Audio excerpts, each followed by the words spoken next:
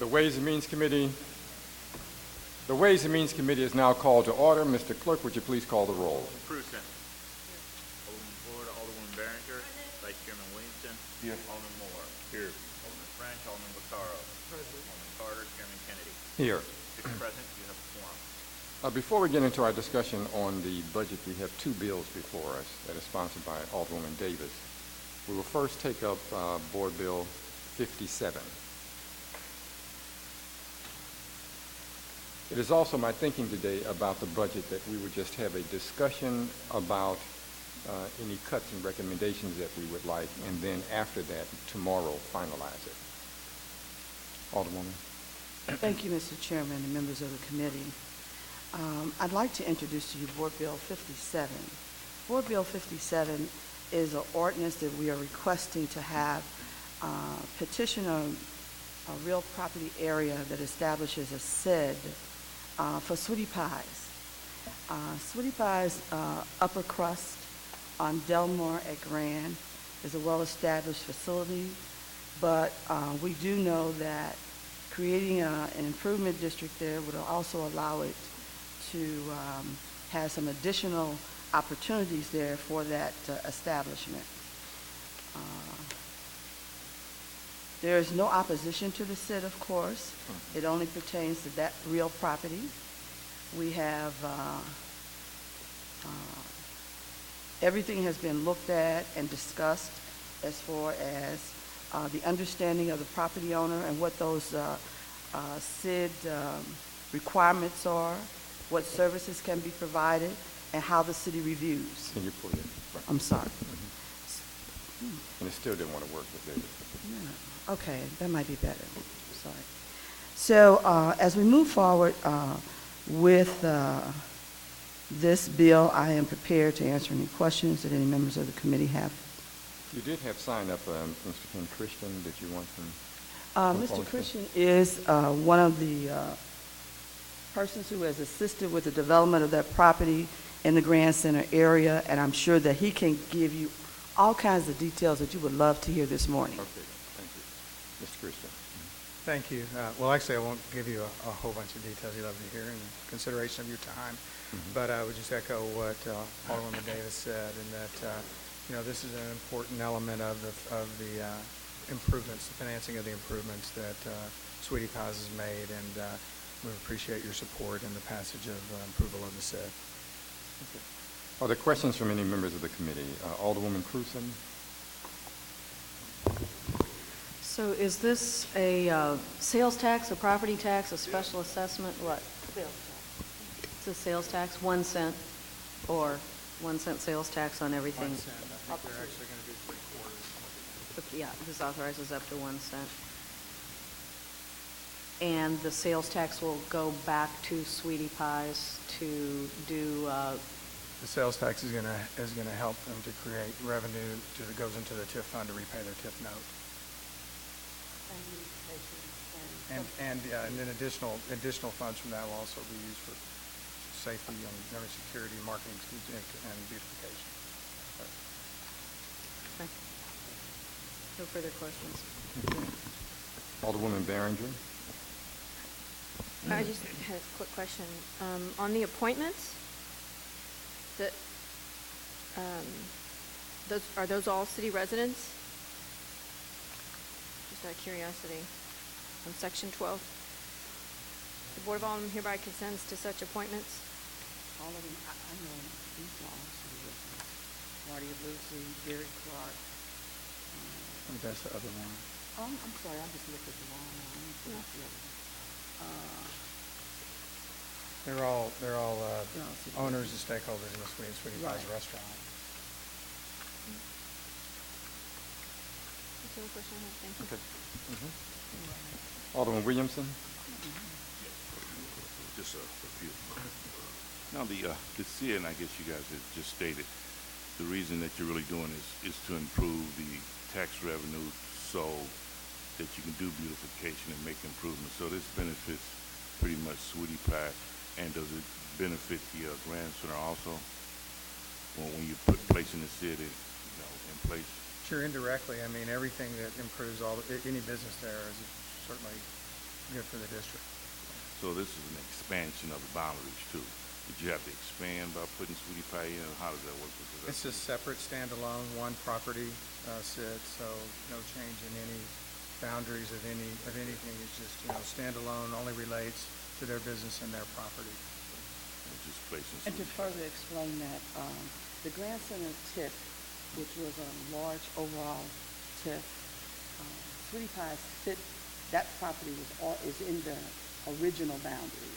So we did not create anything new for that establishment to come in.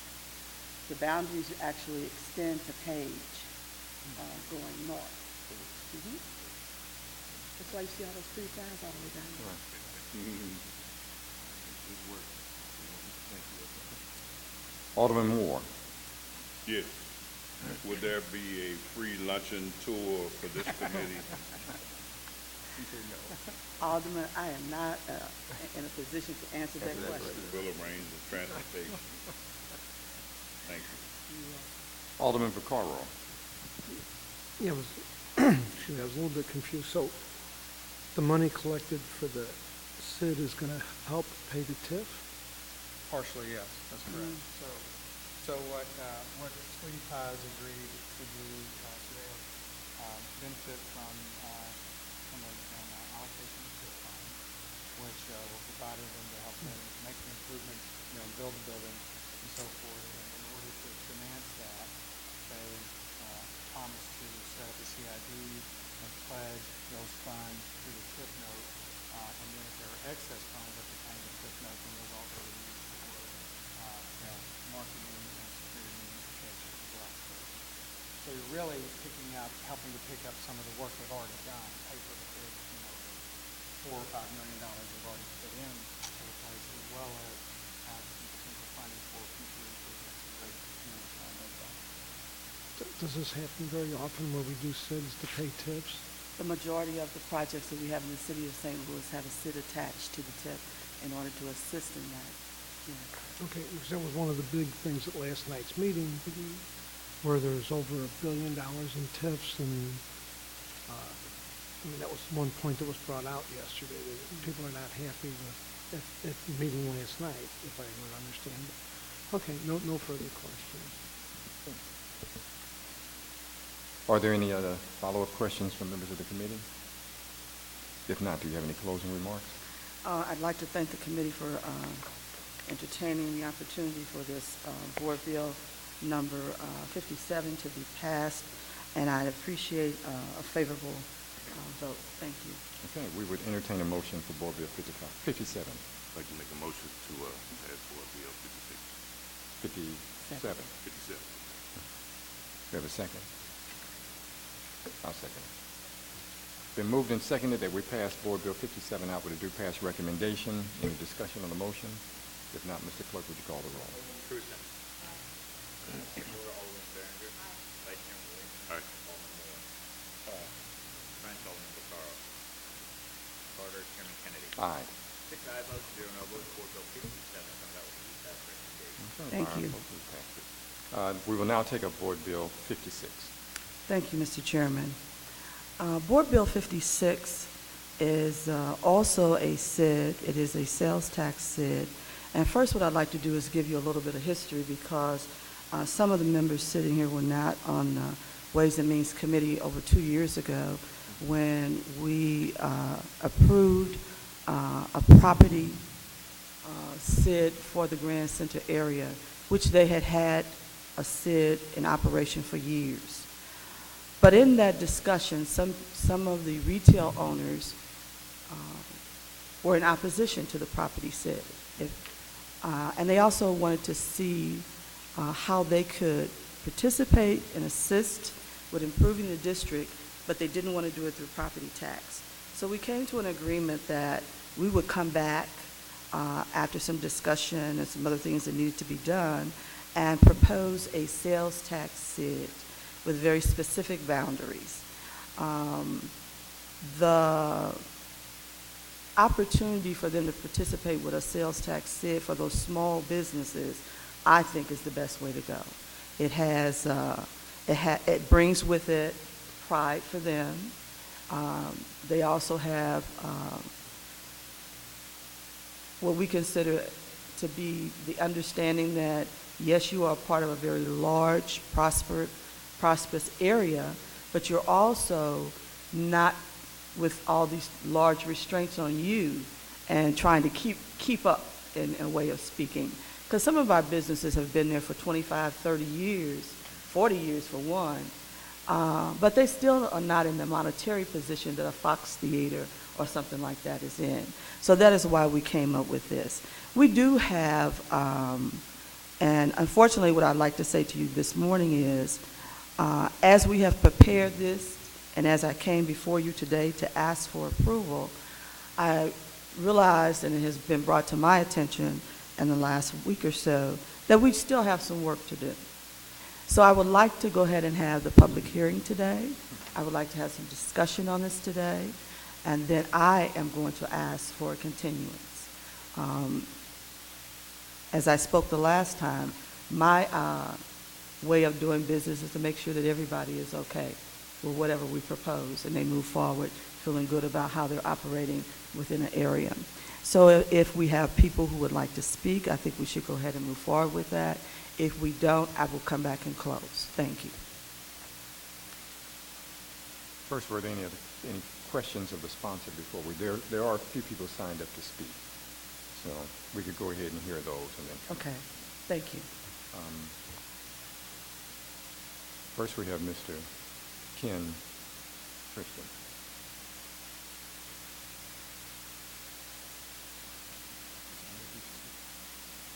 Thank you. Again, I think Alderwoman Davis covered most of the points here, and that what we're really trying to do is to provide some relief for some retail businesses for whom the property tax CID was an excessive burden. And I think as Alderwoman Davis pointed out, we have an open switch. I think, with St. Louis University, I don't think we were sufficiently diligent in informing them, and we'll publicly apologize for that to them right now here, because they've had to come out and talk about this, and we're going to have to ask you for a continuance, and that's on us at Grant Center Inc. That's not Alderwoman Davis's fault. I think we made an assumption that what's good for one retailer would likely be good for all retailers, and that was not necessarily a good assumption. So the reason for the continuance, so we can open up a time window and work through the issues with St. Louis University and find a way for them to continue to be a participant in the clean and safe activities in Grant Center, but in a way that's palatable for their, business. So appreciate your time, and I think there's another speaker that wants to tell you a little bit about the importance of the switch for them from a property tax to sales tax as well. So thank you very much. Any questions? Okay. Next we have Mr. I believe it's Rick? Newell? Rich Newell.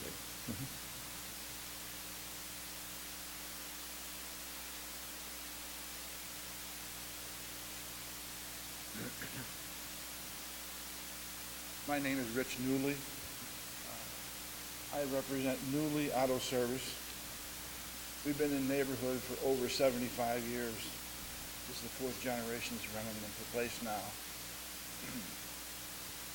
And as far as to have our tax doubled, I had to take a loan to pay for the taxes. It's just can't afford it, that's all. Can you pull the mic up? Thank you. Okay, you want me to start from the beginning? Yes, if you would. Yeah, my name is Rich Newley. I represent Newley Auto Service, and I've been, Newley Auto Service has been in existence for over 75 years. We're up on Teresa in Washington. And I'm for it for the simple reason that like the year before last, I was paying $6,000. Now I'm paying $12,000. I had to take a loan to pay the taxes on it.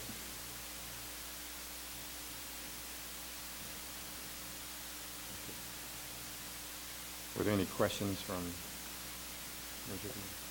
Alderman Williamson? So in other words, you're saying with the CID, it's putting a burden on your property tax? Is that what you're trying to tell us?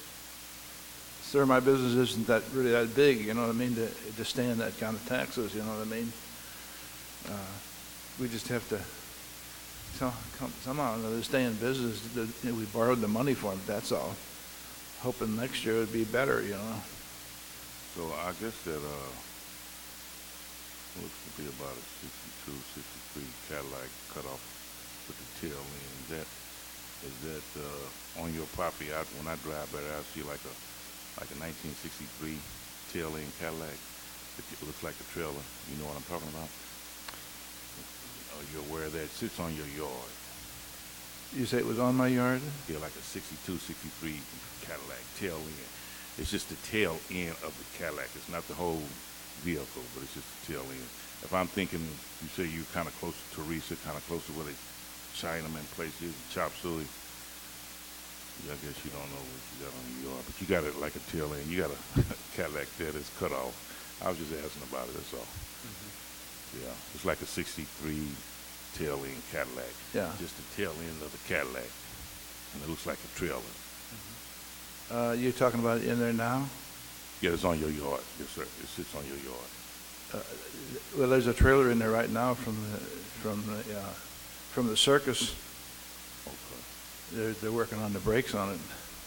Yeah, this has been sitting there for a while. That's all I got. I haven't. Yeah. It hasn't been in my shop for.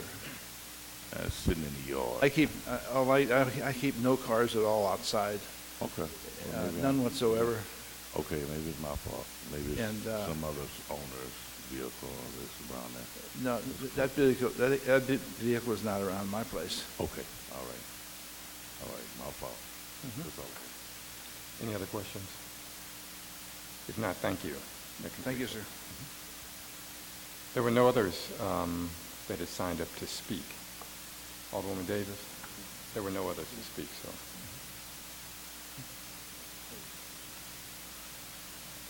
What is that?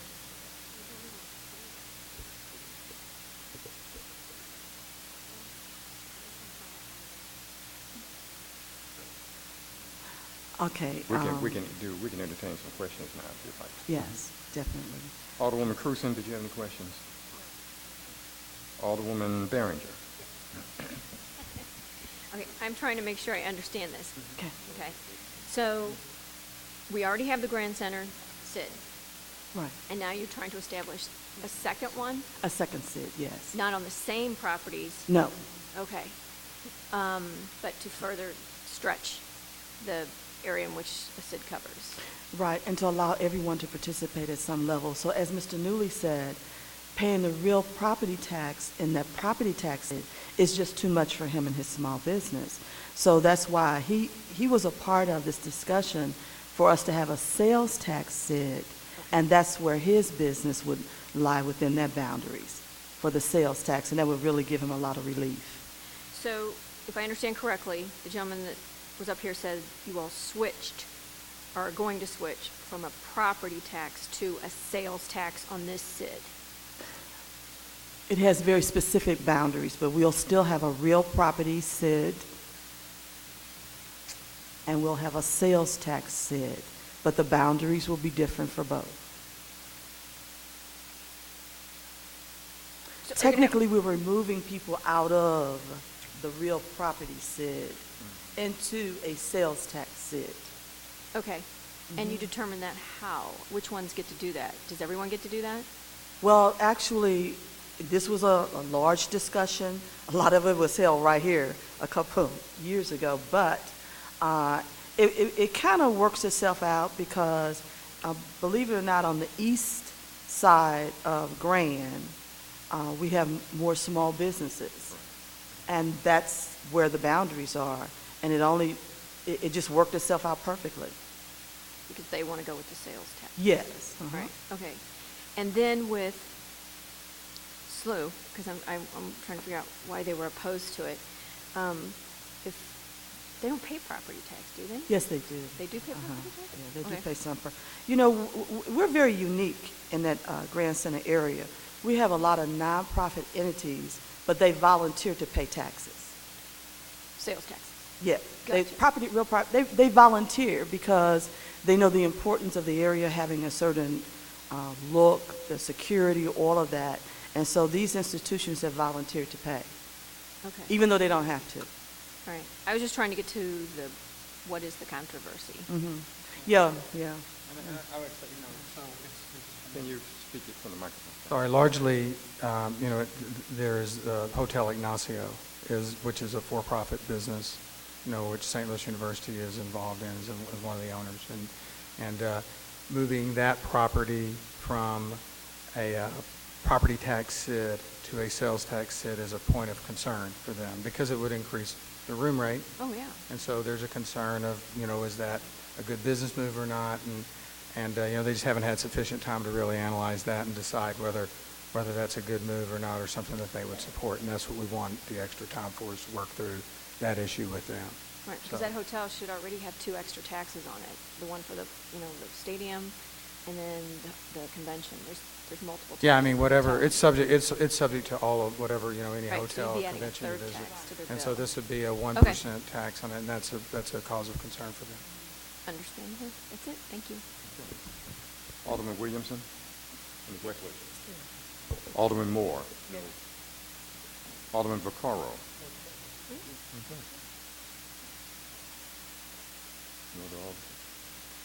With that, then, that would complete, unless you have some other comments for us. I basically will just like to say thank you for the opportunity to hear this Board Bill 56 today. And what I'd like to do is ask for a continuance at the next appointed meeting for the Ways and Means Committee. We have another one scheduled for June 10th. That's a Tuesday, so at 9 a.m. I'd like to ask to be on the schedule with this Board Bill, please. Okay, we can place that on. All right, thank you. All right, thank you. That completes then the public hearing portion for Board Bill 56.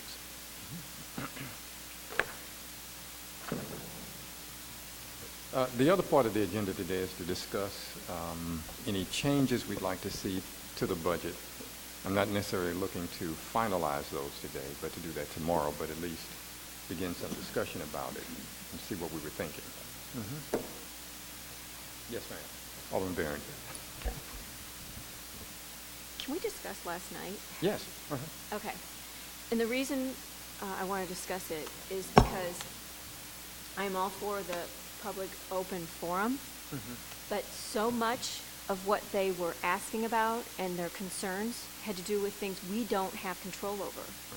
And so it would have been so helpful had we explained, if we could somehow explain to people the federal money that's supplying a lot of these services, especially when it came to the youth programs, and that Slate is doing the youth summer programs, and that you've got the nonprofits that are getting ready to be ready by 21.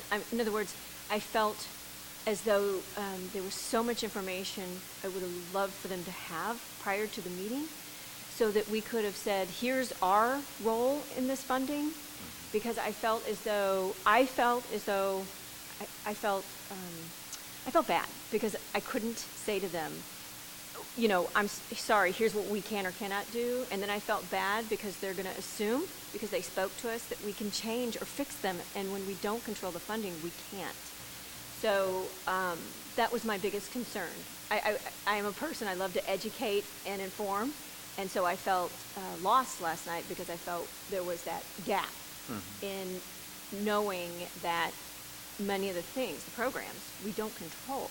And then what upset me the most was the Medicaid, that, if they think our budget is bad now, and I've brought that up I don't know how many times in our Ways and Means meetings, that, even our health department has discussed that we could lose up to $5 million because of the lack of expansion. And that is going to impact, children getting their immunizations. It's going to impact the city of St. Louis being able to handle any health issues or emergency care. And then when we talked about, somebody talked about, crime, and here we don't have enough tree trimmers, so we can't trim the trees. We can't, so that we get more light in areas where we need more light. So that was my concern, as in I want people to understand thoroughly where the funding comes from, how it's spent, how it's decided. But their concerns were so many things that we don't have control over, and I felt I felt like we didn't really fulfill what they needed, which is they wanted answers, and we didn't have them. Does that make sense? So that's the one thing I wanted to say, is that somehow I'd love for us to be able to give them, I don't know, the information as to the federal funding versus the state funding versus the city funding versus the grants. So that's... No, I hear you exactly. And, you know, when I was sitting there with a list of all the names of people and knowing that we can only give 5 minutes to each, as a chair, my concern was, of course, if we got into a lot of that, and I would have loved to have gotten into it, to really help people understand, well, what you're talking about, we really have nothing to do with. I realized that if we got heavy into that discussion, and we could have, then we wouldn't have had time for everybody to make their testimony to the committee. You know, we try to get some more education by having the forum where we had the budget director come in and talk about the budget. But, you know, that's uneven. Some people who may come to that thing may not come to the public testimony portion. So, but I do think that, yeah, I would agree with you. There needs to be greater public education about the budget and what funds come from where. So perhaps we can talk about that some more and really do that as well.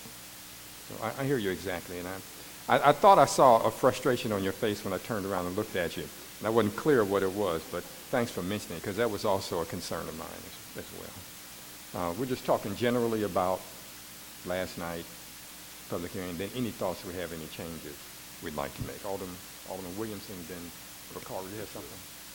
Alderman Williamson. Like discuss. Yeah, and I understand the alderwoman from the 16th Ward, and because we were talking about that, and first I like to commend the chairman for really giving the opportunity for the community to come out and have an input. That was really important because, like you said, that was, I think, the second time that's ever been done. Probably in the, history of the city of St. Louis when it comes to discussing the ways and means with residents throughout the city of St. Louis.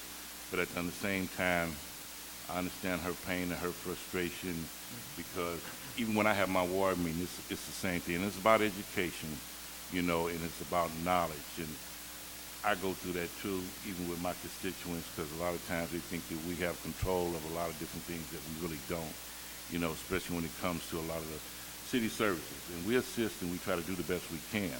But at the same time, it's really not our job. And in a lot of cases, they think we're just kind of like glorified NSOs, which, like I said, well, really that's not my job, but I will help you, with the alley problem or the lights being burnt out or the illegal dumping, whatever the case may be. So, and it's about education, information, and letting them know these are the numbers, these are the contexts, and what have you. This is how you'll go about trying to solve your problem. If you know how to work a computer or deal with a computer, this is the process you can go through, and you will see some response from the city of St. Louis. And in meeting with those people last night, you're right, a lot of them just don't have the knowledge, of what a particular alderman does, where the pot of money is really structured, or what we can do to assist them. A lot of it is basically because of the federal cuts, the problems that we're having now, and that's why we have a lack of summer jobs. And I know a lot of them say, well, kids need jobs, kids need jobs, kids need jobs. But we, everybody that sits on this board, we know that our children, our kids would like to have some summer jobs. But, it's been federal cuts ever since Reagan came into office. And they've been cutting ever since. As a child growing up, and a lot of us, we had the opportunity to work, summer jobs, what have you. But, and even, during the Republican administration, when they came in, you start seeing a lot more mentally ill people walking the street because of the cuts. So people have to understand that it's a trickle-down effect, And I know as aldermen we can help and assist, but we only have so much power, and we're the first line of, politicians they really see. We go to Snooks and they grab it, hey, what about this, what about that? We need this, we need that. So we try to do the best you can, but you're right, I mean, it's about education, and a lot of people need to be informed, but at the same time, I think it was a good job of really letting the people have input to kind of get them started of the process, how the funding and how, the city government does work. but I do have some recommendations on the budget. Can I talk about that real quick? If we could, let's see if there's any other general discussion, then we'll come to the specifics. Alderman Vaccaro, did you have something? Yeah, I mean, I agree with what Donna said, but I guess I would say that I was educated by the people last night. I was impressed by a lot of them. There was a lot of good people.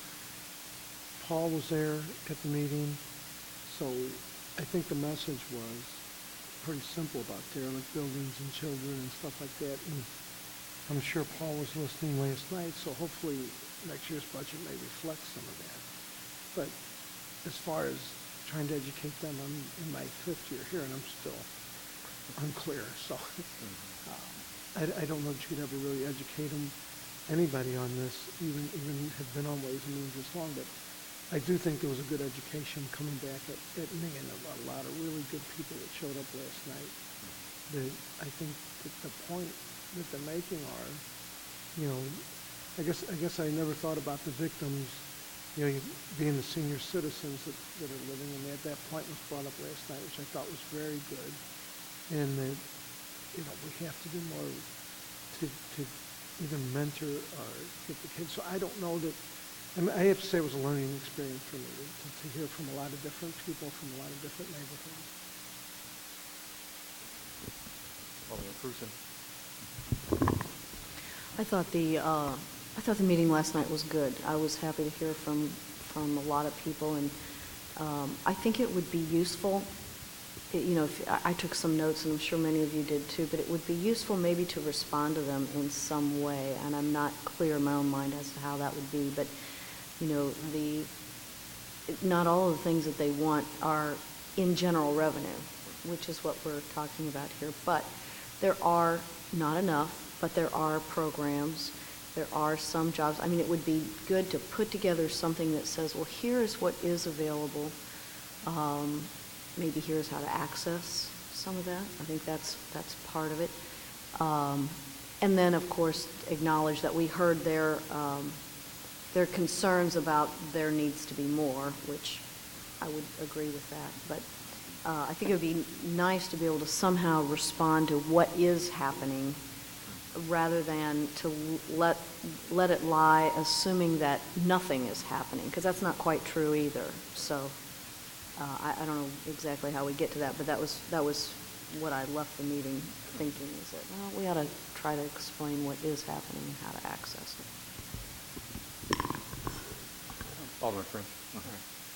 I thought last night's meeting was great. I think that we should do that more often. I think it's always important for elected officials and people in government to listen to our bosses sometimes and hear what the priorities are.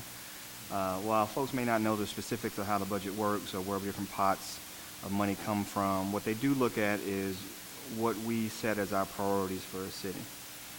And I think we should hear that message. I think a lot of folks are feeling left out of the process. A lot of folks even testified last night that, you know, we live in neighborhoods. Most people in St. Louis live in neighborhoods. And while we've invested so much in the Central Corridor from downtown to WashU, and, you know, really made St. Louis a better place for visitors to come, the folks who actually live here are not feeling like they're getting the service that they want to see. And as a consequence, we're losing population every day. We lost 30,000 people over the last 10 years, and I suspect we're continually losing people because we are not making people feel like we are prioritizing what they want to see happen in their neighborhoods. So I hope that's a message that was received. I think it's important for, you know, every committee down here to at least once a year, I think, hear from the public. I just wish that more people would attend these meetings, and maybe if we did them more often, and maybe if they saw that attending those meetings actually produced results, they would come more often.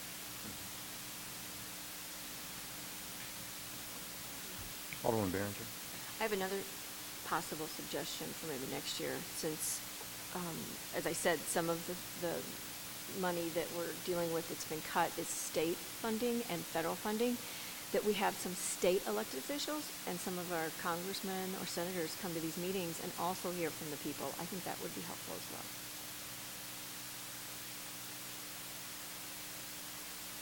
I mean, perhaps just hearing from us that, 'cause, certainly the part about education was rolling around in my mind as well.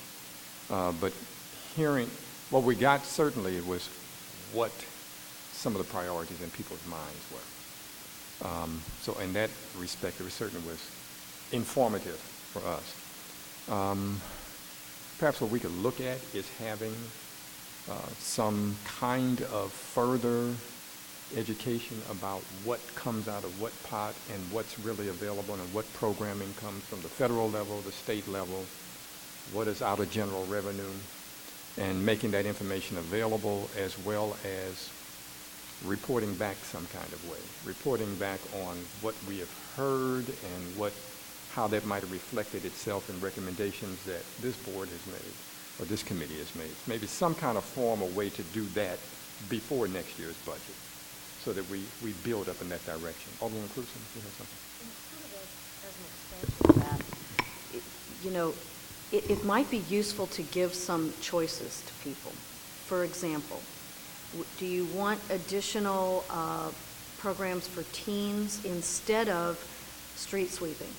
I'm just throwing that out. I'm not saying that that is the proper choice, because if there is only so much money, everybody understands that. They're all living on a budget too. Then would you rather have this, or would you rather have snow removal? Or would you rather have this, or would you rather have something else? And to sort of help explain that these are choices that we have to make here, and maybe they would make different choices. Right. So. But at least they would be informed. Correct. And that's Yeah. a key element for people to be able to participate if they have the information. Right. And they would know how to plug in and what to say sometimes. Alderman French and then Barrington. Yeah, so I heard the comment last night too about education, and I knew some folks were going to say that, well, that's not really our job, and that isn't something that comes out of general revenue necessarily. But I think it's important to hear what folks are asking for as far as a priority, and try to think outside of the box and see what we can do to satisfy their needs. So the community education centers is something that we have cut funding back as a city. We partner with the St. Louis Public Schools to do that, and we've been cutting funding back to the point where it's really just a skeleton operation now. So that's a way that we can help public education in the city that we've decided not to. And I don't think it's really any more radical idea to suggest that we fund some kind of education project any more radical than it is to say that we raise sales tax to improve federal land at the arts grounds. That's not our job to improve the arts grounds. That's not even our local government. But we did that because that was somebody else's priority. And so I think it's important for us to hear what folks are saying, and then for us to come back and use the resources we have, namely some of our smart folks down here working in City Hall, to figure out how to make it happen. But we're just going to have to do things differently if we want to get a different result in the city. Alderman Barringer. I would like, if we could do an official request that the President of the Board of Aldermen's office contacts Warshoe and SLU's School of Public Policy and can get a practicum student in for next fall who spends the entire semester for a grade putting together a chart of the different, pots of money, basically, how they're funded, how they're spent, so that when we do have ways and means, we can actually say, this is federal block grant money, and this is where you're, when you're talking about building demolition money, here's how much we get, and here's where it's spent.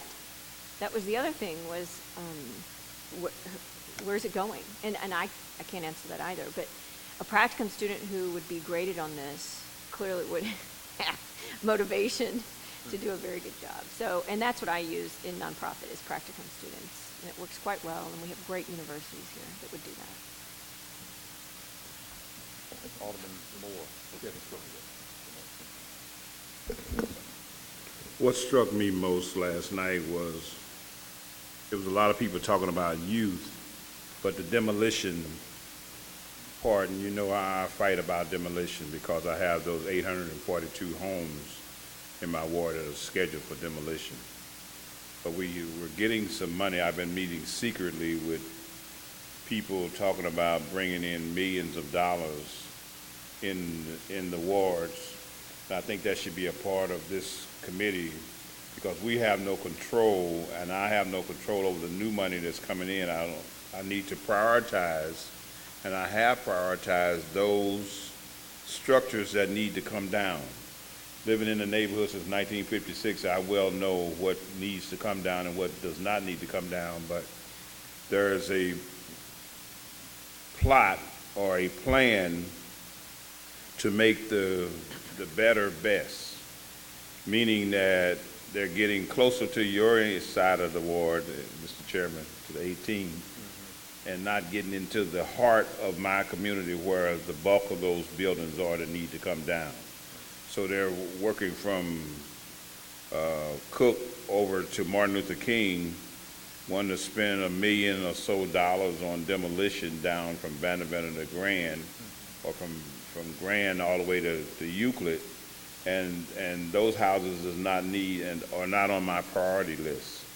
Where the people are being red line, black line, and blue line in the heart of my ward, in the middle sections, in the Ville and the Greater Ville, they're not interested in spending any of that money. So I don't have any control over the demolition, or I don't have the opportunity to prioritize what should and should not come down.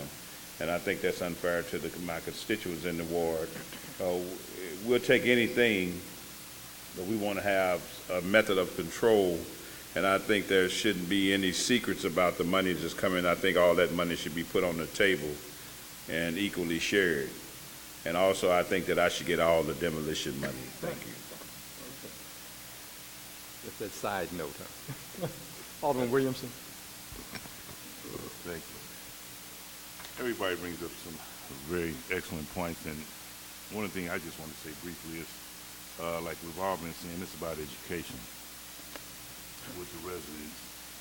And I guess, in the 90s and the 80s, revenue was, we used to receive a lot more revenue with the city of St. Louis. And people today really don't understand some of the cuts that have been taking place. Not saying that even though the funding has been minimized, that we can do a better job in spending it on our youth and demolition, what have you. But I think it's very important to educate the people, to let them know exactly how much revenue we're receiving and why we're getting less revenue than we used to. A lot of people under the assumptions that the money's being stolen, you got the money, you just, the mayor's stealing it, the politicians are stealing it, which is really not true. Because, I have, even when it comes to private streets, not having the education that the people who live on some of the private streets, they say, well, pave our street. We want our street paved. Well, I can't pave your street because it's private. So, they say, well, you'll lie. You can and when you have private streets that really need assistance, I try to encourage them to really give the street back to the city of St. Louis so they can receive some infrastructure improvement.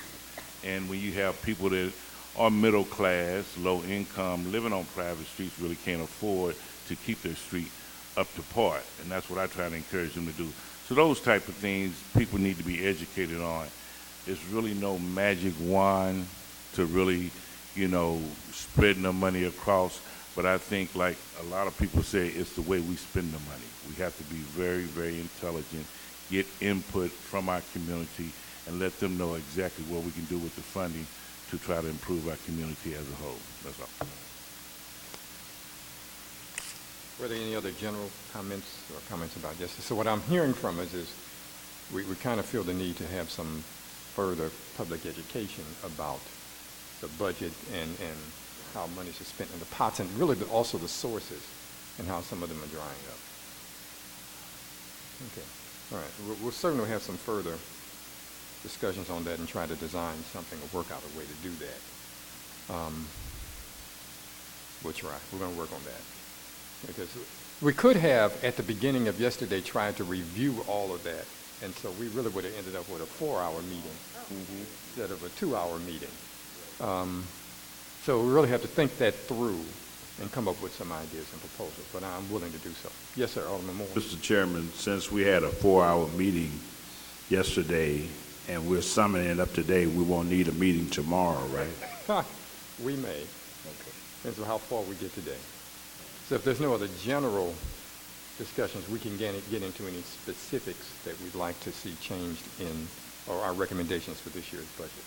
Alderman Williamson had something first in French. Did have a recommendation. So we're just verbally talking about, we're not going to do it in writing Yeah, today. just let's talk about it right now. Right. I'm in support of the e-books with the, election boards, them receiving that. I think that's very important when it comes to our elections, them receiving the $209,000, I believe it is, for them to receive the e-books, because that will kind of expedite a lot of problems that we really see when it comes to election time. When people come and not having a proper ID, but hopefully having some type of ID, but it's a lot easier for them to really swipe their identification card if they have a voting ID card, or going on there to see exactly if they live in that community in that particular precinct, especially as we all know when it comes to election time, majority of people that work inside the poll are senior citizens, and some of them have a little difficult time seeing and reading. They're a little slow. So, God bless them. So, not talking about them, but just the way it is. So it becomes a little frustrating at times for some of the people that can't vote. So I think it's really important for the e-booklets to give them a shot so they can have that. And the other recommendation I had was to reestablish the, I think it was the park ranger that the Parks Department wanted. And I think they were going to eliminate one engineer, some kind of civil engineer, to reestablish that. So that's all I had. Anyone else? You have something on the decorum? No, I was just going to mention that that's what used to be the chief of the park rangers. They want to use him as a liaison and re-put that position back in. I think the actual person was Sergeant Godfrey from the police department. I think they felt that because he was the acting chief. Yeah, I don't really know who exactly, who personally it was, but I know they said they mentioned that they really needed to have that position filled. And I know some of the problems we've been having in the park, it should be helpful. I saw Alderman French on the news just the other day, and he was speaking about, the situation he had over at O'Fallon Park. So, I think the next day that kind of scared everybody. Nobody came out to the park to see, but nevertheless, though, we need some type of enforcement. I guess when the police were kind of abating the problem in O'Fallon Park, which I'm glad they're there, but at the same time, maybe it needs to be another approach. And having that marshal not going to solve all problems. But is that what you're speaking of, Alderman? Well, no, I just letting you know that's what that is. It was the old chief, and they wanted to use him as a liaison between the city taking over, the police department taking over, so that it's just not cold turkey. The city takes it, so that the Parks Department still has some say, because the majority of the work that the park rangers do are in the parks. So this is a former police officer is going to be a park ranger, is what you're saying? He has been. Okay, so He's been the chief of the park rangers for the last couple of years. Okay. And what the Parks Department was asking was that since the majority of the work for the park rangers is in the park, they still would like to have some say. So they wanted to have like a liaison officer to work with the police department to go through what... To make the transition a lot easier for both departments. I got you. Right. Okay. They only want the position for 1 year. That's what that was. Okay. Got you. Alderman French? Yeah, so obviously one of my big priorities are park rangers. It's something we desperately need in the two largest parks in North St. Louis, both O'Fallon and Fairground Park. In my conversations with the chief, he's made it clear that he doesn't think that he can service our parks to the level we want to with the existing 26. And so if we have to create some additional positions that are specifically marked for those parks, then I'm interested in finding the money to do that. One pot of money I think that we can look at for many different public safety related things is that asset forfeiture funds. I think we should take a close look at that. Right now it's basically a $3.1 million pot that presumably is used at the chief's discretion. From the budget, they had it broken down into two very vague items. I think we should take a closer look at that pot and earmark some specific needs, especially public safety related in our communities. From looking at the book that was provided, up to 15% of that could be used for community programs dealing with public safety, youth violence, which I heard last night was one of the themes that came up several times from people. And so I think that's something we need to look closely at. And I got some other ones, but I'll see what everybody else says right now. Any other? Alderman Carl. Although I haven't figured out where to take it from, you know, we're still talking about that 200,000 that's needed to, you know, cut lots and stuff. And again, it doesn't affect me, but, you know, one of the things that was brought up last night were the lots that are overgrown. So I think we need to find a way to get that 200,000 back. Is something that we should really concentrate on. Then I have to relook at my notes, but I know that was 170. For the grass cutting. For grass cutting. My other thought for tomorrow's meeting, if we could go back to the Kennedy room, because it was so much easier when we're in a circle discussing this than it is up and down the big table.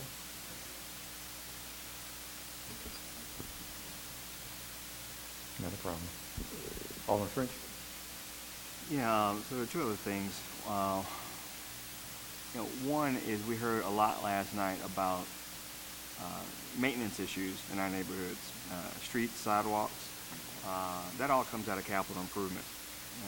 And you know, we've been underfunding capital improvement for several years now, and I think we need to make every effort to fully fund that because what we've done is basically just deferred the maintenance in our neighborhood, and so we can keep pushing it off and pushing it off and pushing it off, but it's just going to get more expensive down the road. And so you've got many you know, streets. You know, I'm still trying to pave the streets that I picked up in redistricting.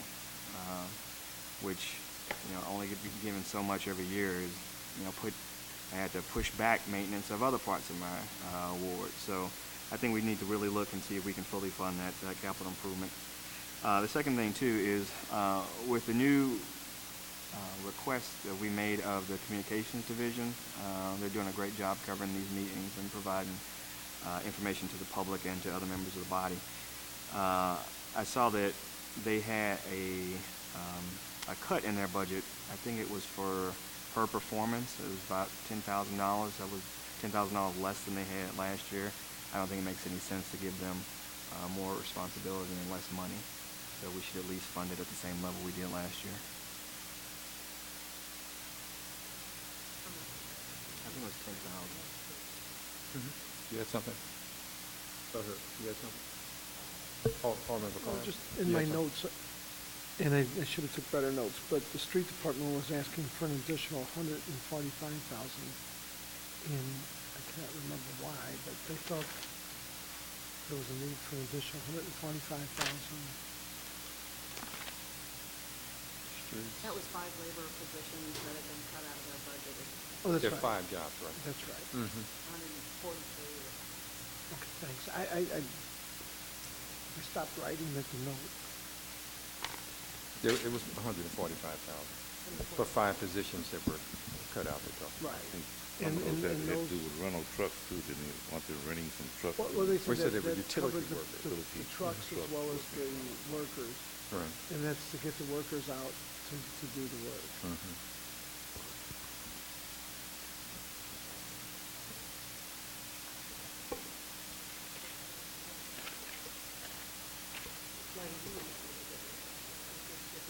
She can't hear you.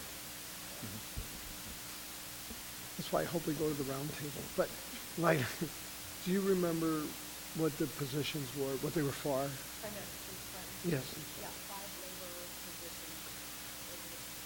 5 labor, for example, those are the people that are out working on potholes and doing all the kinds of labor jobs that big cutting employees do or anything else. Okay, thank you. I'm trying to remember.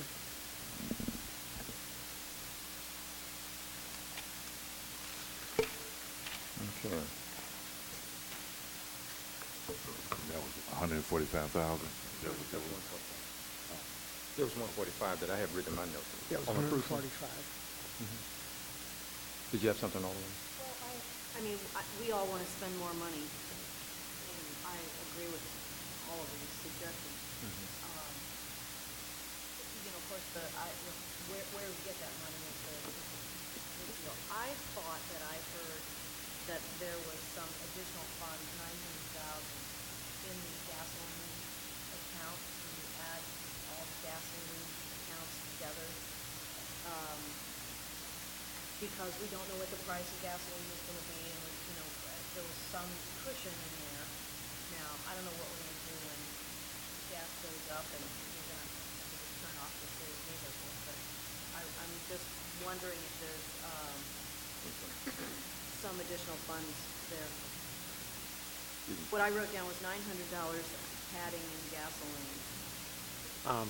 I wasn't here for that discussion, but as it was relayed to me, there was I think the question was the amount that's in the internal service fund is higher than what's being supported by the amounts on the general fund budgets. The internal service fund doesn't have money in and of itself. It isn't funded entirely through payments from the departments. It's more like one department is charging for another department's use of gasoline. So it's not like, so if you budget, Intercompany account? yeah, similar to the employee benefits fund and such, where your health insurance, Accounts don't zero out, is what you're saying. Correct. So the internal service account has $900,000 in money in it that is not allocated back to a particular department? no. Wrong. What it's got, it's got an appropriation limit. Now, typically, those two match. But in the event gasoline prices go up, the departments have to struggle to pay for that. And then they would pay for that. But that money, they don't buy gasoline directly. They pay the internal service fund to buy gas for them. But So they would get charged for whatever they use at whatever correct, price they use it. correct. But that's not a surplus per se in the internal service fund. It's only there if the departments pay that money over. So, yeah, that special internal service fund is not a source of additional funds. It's only as good as the money that comes from all of the participating departments. Yes.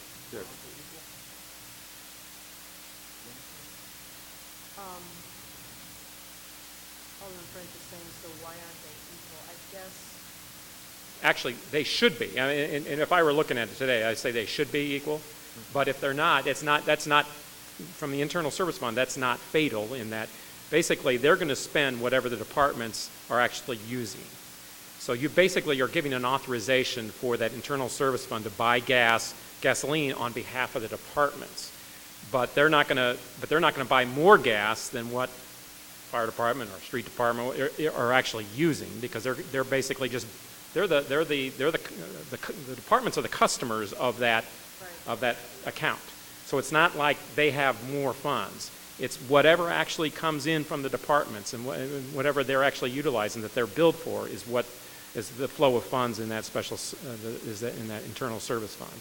And that's how all internal service funds work. It's more of just an accounting mechanism because one department is charging another department.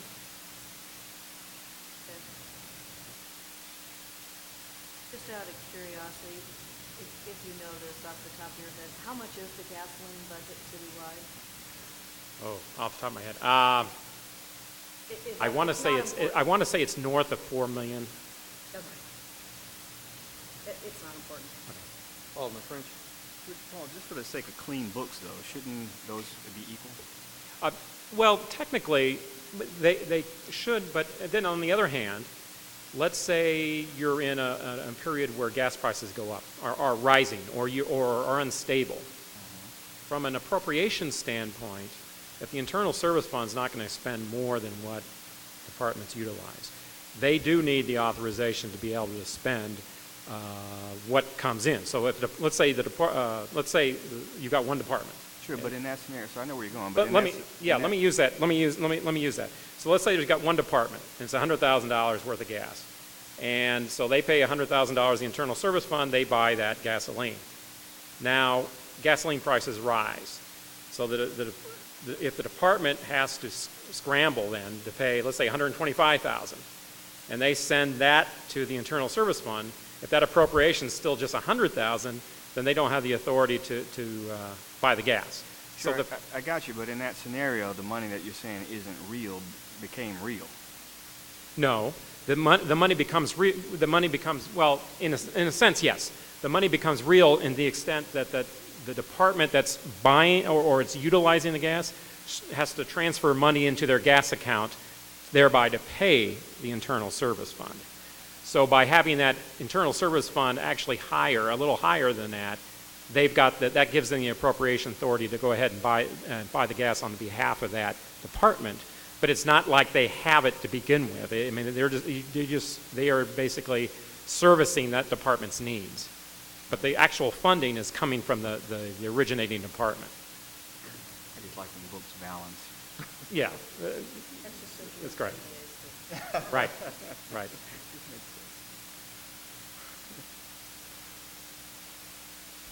Anything else on that? Thank you. Okay, well, were there any other things to bring up, as opposed to writing all this up right now? It's going to give us time to do so and meet tomorrow. I'm looking at Alderman Moore. He's looking at me. Why we got to meet tomorrow? I'm trying to understand this. I don't know if any of the members who aren't here had something, but I think I talked to Carter. I think he had an idea or two. So would it be possible to email the committee this evening if somebody did have an idea or a thought? I mean, just to make sure that they know their time. So make sure everybody can see it before we show up tomorrow. I was going to say, to see which now, to see. The thought or the idea about where to transfer funds.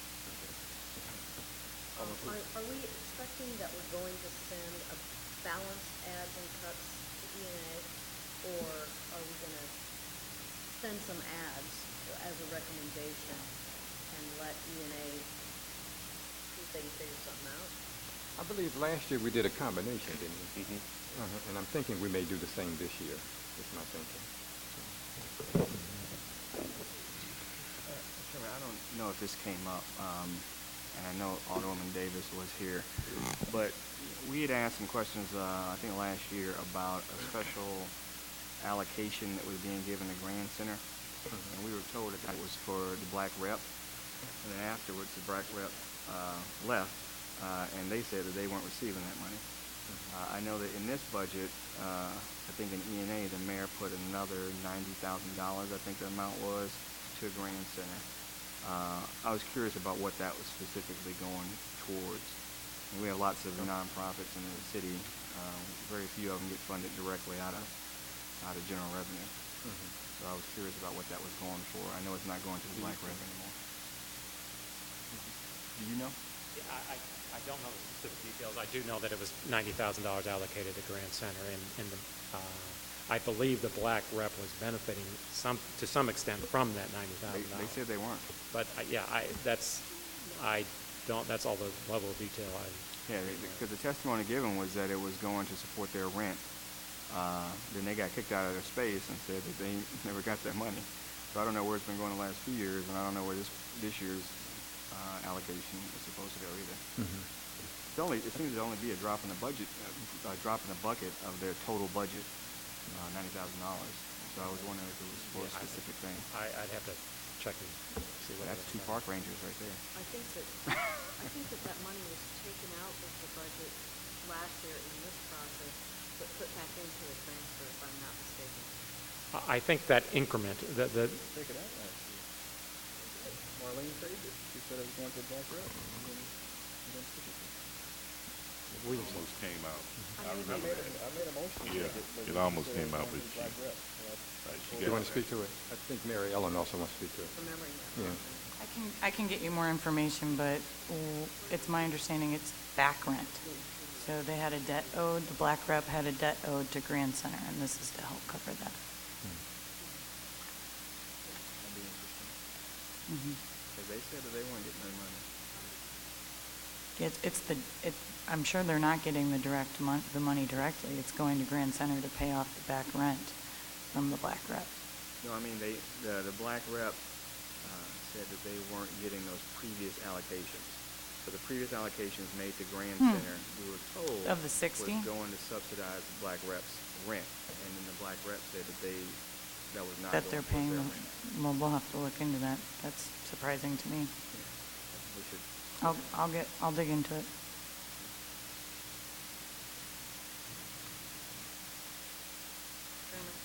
Yes. One other thing, on the election board, e-tablet thing, I think we funded some of that last year. If we could, and if so, how did that work? I don't know if the budget division could help us understand that or not. Yes. The You know? e-tablets for the election board, didn't we fund some of that last year? They had some extra money that they were planning on, from what I read.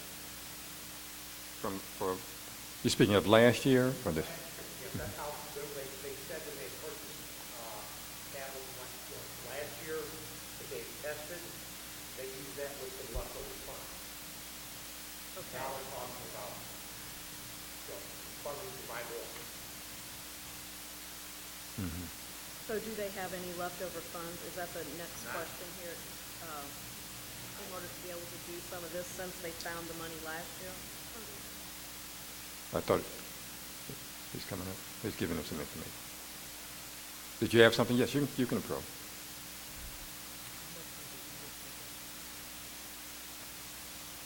Thank you, Mr. Chairman, members of the committee.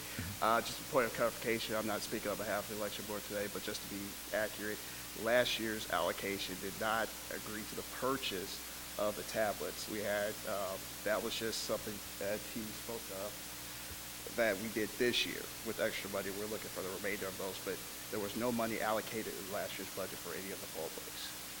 It was for an election management system. Is that part of the poll book process? The different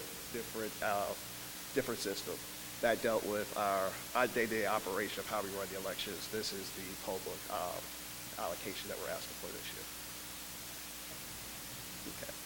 Just a point of clarification. Thank you, Mr. Chairman. Williamson. I have a question, Mr. Franklin.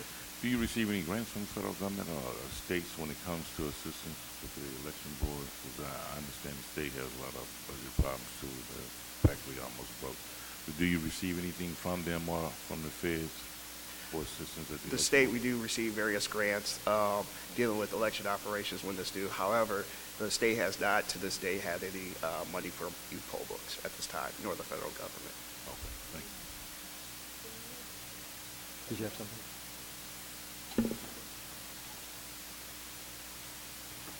Do we have anything else? Thank you. Thank you, Mr. Chairman. Were there any other points that we have before we adjourn?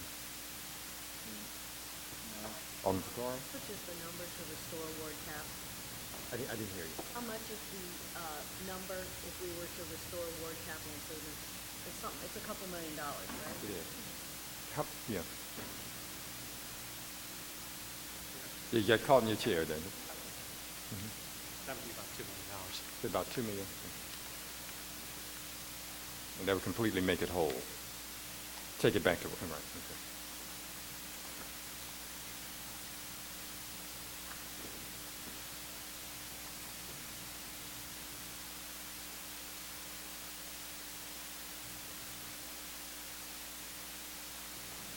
Is the leisure room available tomorrow at 9? Okay. If we can, we'll schedule to meet over there tomorrow. Okay. Okay, if that completes us, then we'll be back tomorrow. I'll try to get this out to us by email. The various things were brought up today. If I missed anything, be sure to email me back. And we'll be talking with the budget director. Did you have something? Oh, yeah, and here are forms here for anyone, but we've submitted the idea.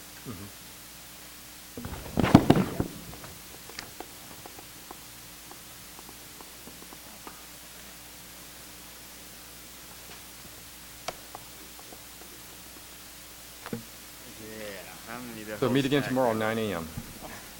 With $2 million? With 2 at least. Just bring your purse.